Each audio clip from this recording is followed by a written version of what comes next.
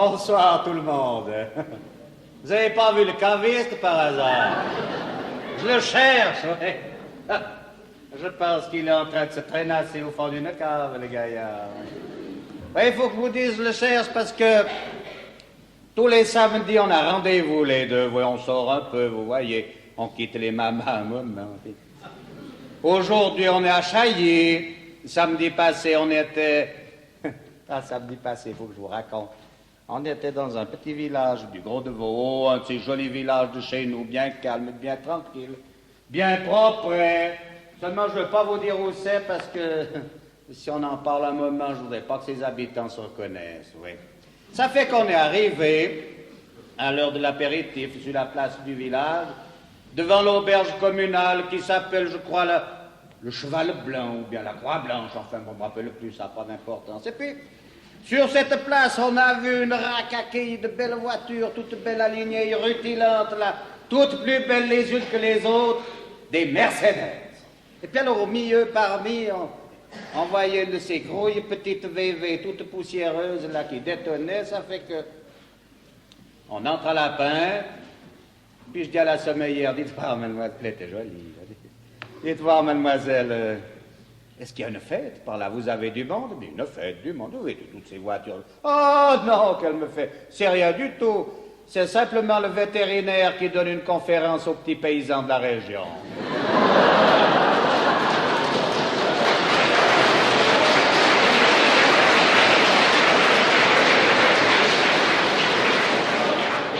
Il faut que je vous dise, ce village, comme il est bien propre, bien gentil, un vrai village chez nous, c'est en ordre seulement.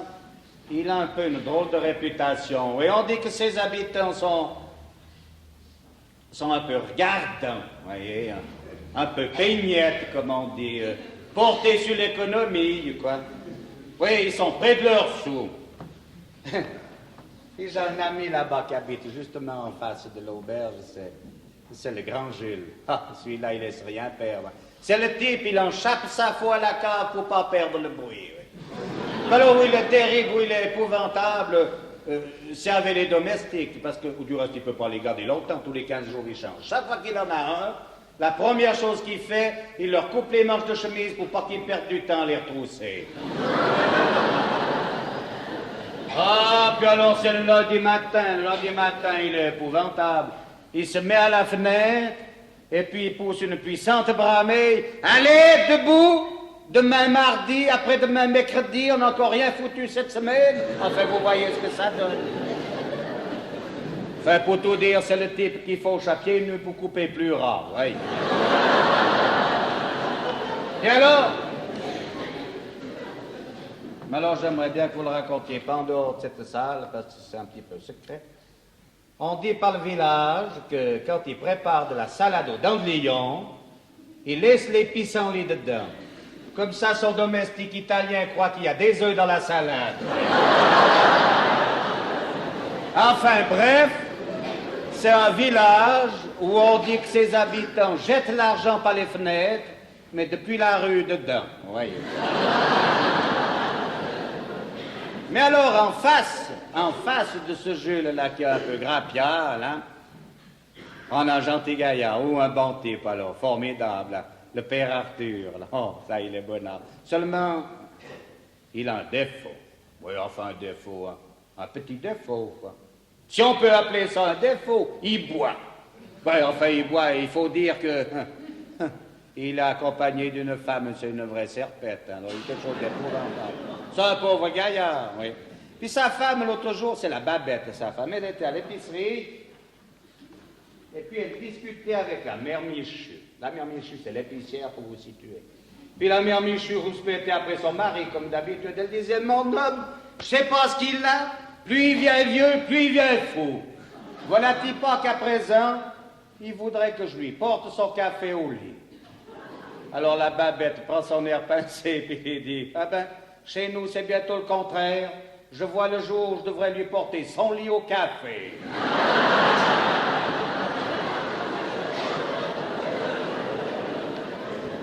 Et c'est la Babette qui...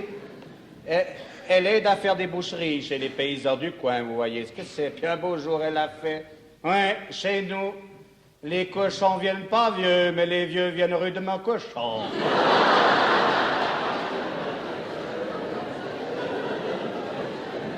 Enfin, vous serez d'accord avec moi, ces gens qui boivent, c'est quelque chose d'affreux. Mon père en connaissait un par le village, un type qu'on n'avait jamais eu vu de sang-froid, toujours à demi sous, à demi fou, oui. Puis un beau jour, voilà Tipa qui se fait mordre par un chien.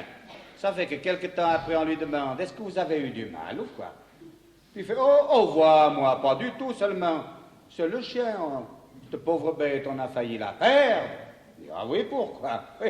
Il a été sous pendant 3 semaines.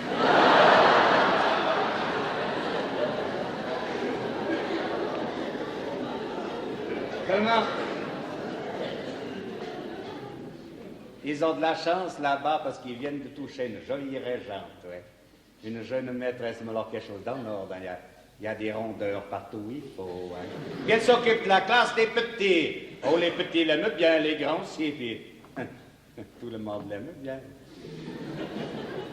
Tellement dans son école, elle a un petit gamin nommé Toto, ou ça c'est une pirosse. Hein. Elle ne peut pas en faire façon. Cette charrette de gamin, depuis le début, il s'est mis à la tutoyer. Il n'y avait rien à faire. Elle s'est dit, bon, il faut prendre patience, il s'habituera, il s'y mettra. Elle essayait gentiment de lui faire comprendre. Rien à faire, il ne voulait pas savoir. Ça fait qu'un beau jour, elle s'est fâchée. Elle a dit, écoute Toto, à présent, c'est fini. Pour demain, tu vas me faire une punition. Tu vas me copier 50 fois. Je ne dois pas tutoyer ma maîtresse. Tu as compris? Oui, Nzel? Bon, ça fait que le lendemain matin, le gamin arrive à l'école, il glisse son cahier sur le pupitre, il va s'asseoir.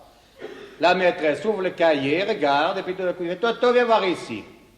Le gamin s'approche, puis elle lui fait, je t'ai bien dit hier de me copier 50 fois, je ne dois pas tutoyer ma maîtresse.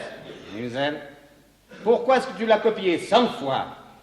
Alors on voit le gamin qui rougit, qui baisse les yeux, puis qui fait « Qu'est-ce que tu veux? C'était pour te faire plaisir. »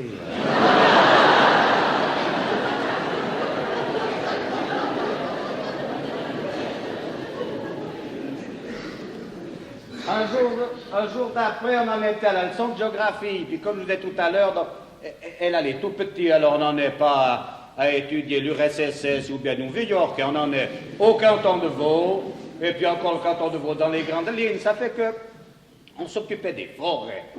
Et puis la jolie régente leur avait demandé quelle était la plus grande forêt du canton. Ça fait qu'on voit un petit gaillard au fond de la classe qui lève la main et qui dit « Mademoiselle, les plus grandes forêts, c'est aux Ormonts. J'ai mon grand-père qui habite là-bas, c'est formidable ce qu'il y a comme forêt. » Je dis « Oui, c'est parfait, ta réponse est juste.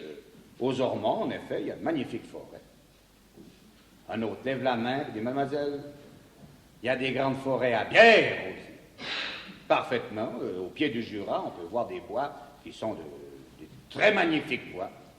Et tout d'un coup, on voit le petit Toto qui lève la main et dit « Mademoiselle, c'est tout faux. La plus grande forêt, c'est le bois Mermet. » Comment? Qu'est-ce que tu dis? Oui, le bois Mermet, parce que mon oncle qui est parti aux champignons il y a 3 mois, ben il n'est encore pas revenu.